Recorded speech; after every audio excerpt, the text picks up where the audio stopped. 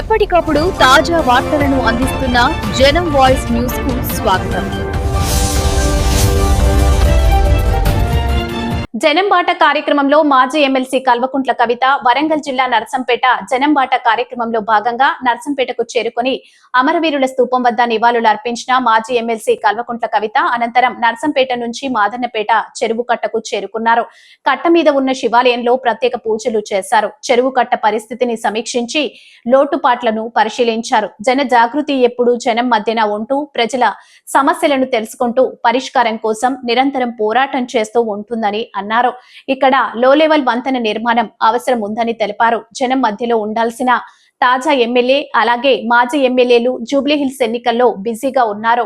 నర్సంపేటలో అధ్వానంగా ఉన్న రోడ్ల గురించి మాట్లాడుతూ రోడ్డు బీఆర్ఎస్ హయాంలో శాంక్షన్ అయినప్పటికీ పనులు పూర్తి కాలేదు అన్నారు.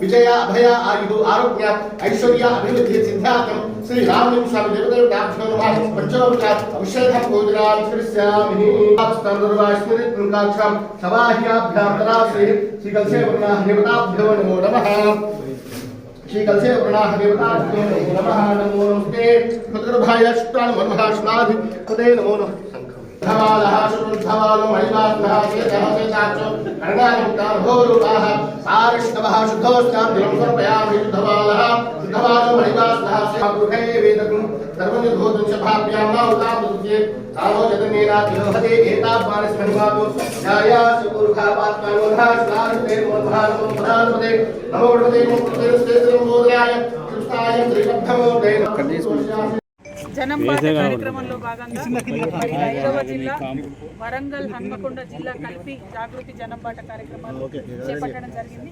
ఇక్కడ ఉన్నటువంటి 5 నియోజకవర్గాల్లో ప్రజలకు ఉండేటటువంటి సమస్యలు తెలుసుకొని వాటిని ప్రభుత్వం దృష్టికి తీసుకొచ్చేటటువంటి ఒక కార్యక్రమాన్ని పెట్టుకున్నాం. అందులో భాగంగా నర్సంపేట నియోజకవర్గానికి రావడం జరిగింది. నర్సంపేట నియోజకవర్గంలో అనేక సమస్యలు ఉన్నాయి. ప్రధానంగా మా దృష్టికి వచ్చింది నర్సంపేట పట్టణం నుంచి కూతవేటు దూరంలో ఉన్నటువంటి మాదన్న చెరువు ఏదైతే ఉందో దానికి సంబంధించి వట్టివాగు ఉంటుంది. ఆ వట్టివాగు మీద ఉన్నటువంటి లో లెవెల్ వంతెన, అదేవిధంగా మాదన్న చెరువు మత్తడి దగ్గర ఉన్నటువంటి కాజ్వే, ఇవన్నీ కూడా కొంచెం హైట్ పెంచి కట్టాల్సినటువంటి అవసరం ఉన్నది. అట్లా కట్టినట్టయితేనే ఖచ్చితంగా ఇక్కడ ఉండేటటువంటి రైతులకు లాభంగా ఉంటుందని చెప్పి మేము భావిస్తూ ఉన్నాము. దానికి సంబంధించి ఇదివరకే మరి టెండర్ అయినట్టుగా మాకు తెలిసింది, ఇదివరకే అమౌంట్ వచ్చినట్టుగా తెలిసింది. కానీ బ్రిడ్జ్ మాత్రం రాలేదు, మత్తడి ఎత్తు మాత్రం పెరగలేదు. దీని మీద ఇప్పుడు ఇక్కడ ఉన్నటువంటి స్థానిక ఎమ్మెల్యే గారు, కలెక్టర్ గారు వీరందరూ కూడా ఆలోచన చేయాలని చెప్పి మేము డిమాండ్ చేస్తూ ఉన్నాం. అదేవిధంగా మేము నర్సంపేట పట్టణంలోంచి వచ్చినాం. మరి నర్సంపేట నుంచి నల్లబెల్లి పోయేటటువంటి రోడ్డు చూస్తుంటే కార్లా మరి పడవలైతే బాగుంటుంది అనేటటువంటి ఒక ఆలోచన కూడా మాకు కలిగింది. మరి ఎప్పటికప్పుడు రోడ్లు రిపేర్ చేయాల్సినటువంటి బాధ్యత కూడా ప్రభుత్వం మీద ఉన్నది. 2 ఏళ్ళు అయిపోయింది మీరు అధికారంలోకి వచ్చి. ఇప్పుడు కూడా గత ప్రభుత్వాన్ని తిట్టుకుంటూ ముఖ్యమంత్రి గారు తిరగడం, జూబ్లీహిల్స్ ఎన్నికల్లో ప్రచారం చేయడం తప్పించి మరి ప్రత్యేకించి శ్రద్ధ పెడుతున్నట్టుగా అనిపిస్తలేదు. దయచేసి ఇక్కడ నర్సంపేటలో మరి మెడికల్ కాలేజ్ పరిస్థితి చూడండి. ఇంకా కూడా అసిస్టెంట్ ప్రొఫెసర్లు మొత్తం కంప్లీట్గా రాలేరు. 150 పడకలతో హాస్పిటల్ అనుకున్నాం. మరి ఎంత సాగుతుంది, ఎట్లా ఉంది, ఏ రీతిన ఉన్నదన్న విషయం ప్రజలందరికీ తెలిసిందే. ఇట్లాంటి అంశాల మీద దృష్టి పెట్టవలసిందిగా ప్రభుత్వాన్ని మేము డిమాండ్ చేస్తూ ఉన్నాం. ఈ కార్యక్రమం మొత్తం 4 నెలల పాటు ఉంటుందండి. ఫిబ్రవరి 13 వరకు 33 జిల్లాలలో కూడా ప్రతి జిల్లాకు 2 రోజుల చొప్పున ఈ కార్యక్రమాన్ని ఎంచుకోవడం జరిగింది. ఇక్కడ ఇవాళ ఉండి మరి రేపు మార్నింగ్ కూడా వరంగల్, అట్లానే వరంగల్ ఈస్ట్, వెస్ట్, వర్ధన్నపేట ఇవన్నీ నియోజకవర్గాలకు సంబంధించి కూడా కార్యక్రమాలు తీసుకుంటూ ఉన్నాం. అల్టిమేట్గా మేము కోరేది ఒకటే, తెలంగాణ జాగృతి సమస్యలను ప్రభుత్వం దృష్టికి తీసుకొస్తుంది, ప్రభుత్వం మీద ఒత్తిడి పెంచుతుంది.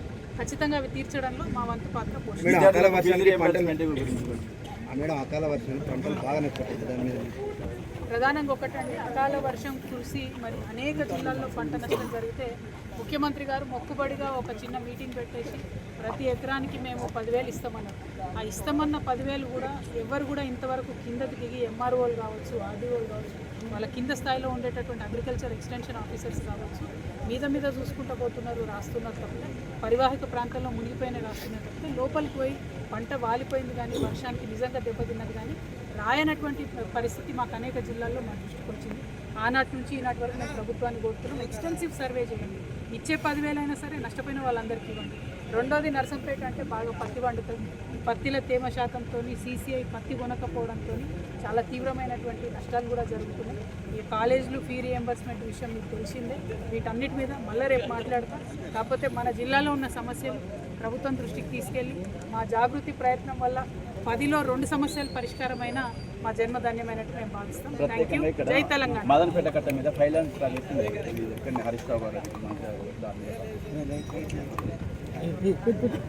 Thank you brother.